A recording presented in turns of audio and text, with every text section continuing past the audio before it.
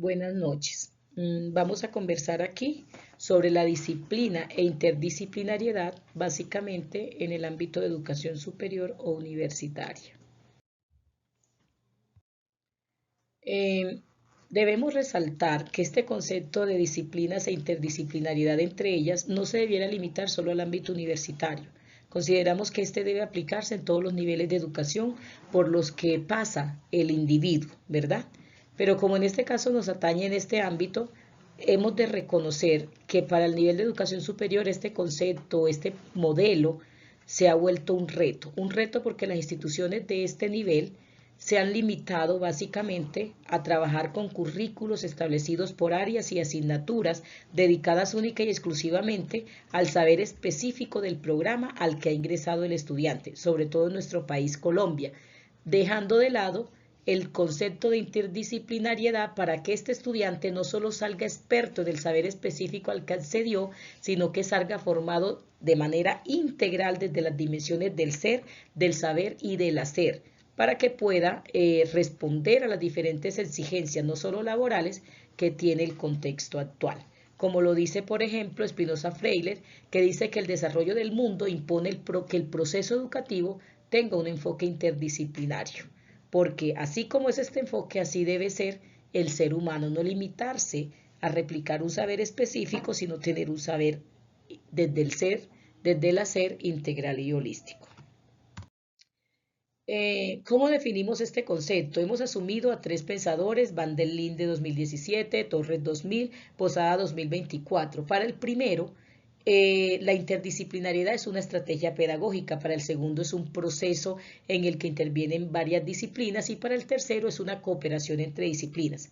Diferentes apreciaciones o concesiones, pero que converge en un solo punto. Se requiere el contacto con otras disciplinas del saber para poder llegar a procesos de conocimiento o producción de conocimientos un poco más construidos, conocimientos sistemáticos que generen y redunden en un beneficio común y asimismo que todos estos intercambios que genera este concepto llevan a un enriquecimiento amplio y mutuo. Las implicaciones que exige esta aplicación, sin duda alguna, una de las primeras es capacitación docente. Si el docente no se capacita, si el docente no trabaja en el reconocimiento de este concepto, de esta metodología, no se prepara para implementarla, difícilmente se va a lograr el éxito, porque el docente debe saber qué implicaciones exige adecuar el currículo bajo este paradigma, considerar los diferentes cambios que el contexto tiene, eliminar todas las barreras posibles o disminuirlas y ver la diferencia no como un obstáculo, sino como una oportunidad. Y también implementar todos los cambios que sean necesarios para que la formación que le da a los estudiantes en el ámbito universitario parta desde las dimensiones del ser, del saber y del hacer y no se limiten a la formación intelectual o cognitiva, dejando de lado el resto de áreas que también son requeridas para una formación integral de este estudiante en el nivel de educación superior. ¿Cómo debe ser la planificación curricular? A través de este esquema podemos mirar que debe haber una secuencia interdisciplinar. Esto exige metodología, esto exige estrategias, esto exige que el pensum de estudio tenga una estructuración de sus contenidos programáticos a la luz de la interdisciplinariedad, que se clarifique el perfil del egresado de esa institución universitaria, que donde todas generen aprendizaje significativo y este concepto no solo se asocia a la formación cognitiva, sino que se asocia a todas las dimensiones por las que ese sujeto debe pasar para formarse de forma holística. Existen unos pasos fundamentales para lograr esta planificación curricular a la luz de este concepto. Diagnosticar, planificar unos objetivos o propósitos, seleccionar estrategias pertinentes y eficaces, luego las herramientas y por último la evaluación del proceso, es decir, 5 pasos requeridos para mínimamente poder garantizar que la intervención curricular se acorde a lo que este concepto requiere o exige de los procesos de planificación. ¿Qué se requiere para poder, digamos, implementar esto?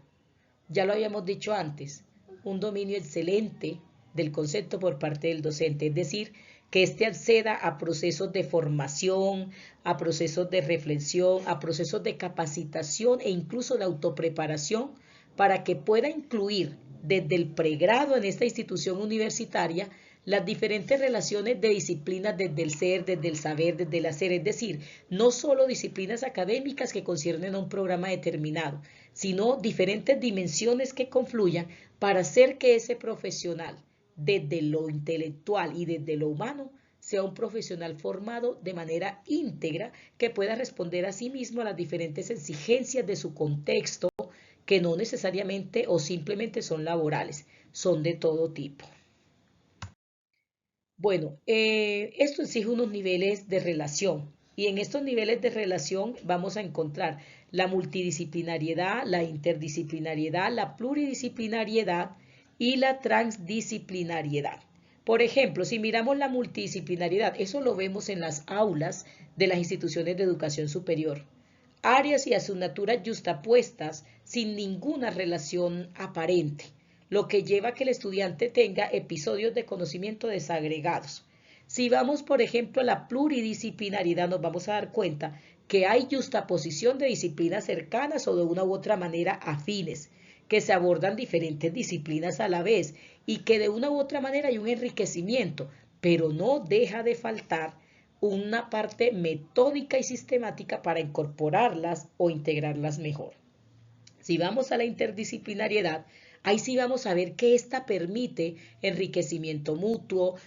vocabulario en común, no repetición de conocimiento, utilización de métodos y estrategias similares, es decir, voy extrapolando el saber de una, las estrategias de una con la otra. Y por último, la transdisciplinariedad que se da a través de las diferentes disciplinas, ¿verdad? Es decir, como una puedo trazabilizarla a la otra, pero en suma todas ellas exigen que haya un proceso sistemático de concientización, de secuenciación, para que el currículo evidencie que efectivamente está bien estructurado, para que eso permita garantizarle a la sociedad que estamos formando en estas instituciones profesionales y seres humanos éticamente competentes, moralmente competentes, y que es un ser humano y profesional que va a responder con éxito ante las diferentes exigencias del contexto. No solamente que va a ser un ser humano antiético, antimoral, que abusa, por ejemplo, en este caso, de las inteligencias artificiales, etcétera, y que está formado cognitivamente, pero el resto quedó sin formación. Aspectos a favor y en contra, como siempre. A favor tiene muchísimos. Trabajo colaborativo, trabajo científico, prácticas laborales, una tarea docente mucho más rigurosa, mucho más profesional y un plan de estudio mucho más estructurado y mucho más correlacionado con las diferentes áreas del saber y con las demás instituciones. En contra, en este momento eso no está pasando como se debe, están los primeros pasos para que eso suceda en el ámbito institucional universitario, poca preparación desde el pregrado, limitaciones desde el pregrado en la implementación de este tipo de estrategias y estructura del currículo solo por áreas y asignaturas muy justapuestas. Esta enseñanza nos va a permitir que los estudiantes tengan una mayor organización curricular y tengan un conocimiento más globalizado, que estén mejor preparados de forma integral, que haya una globalización de conocimiento y que la interrelación entre contenidos y estrategias sea más eficaz.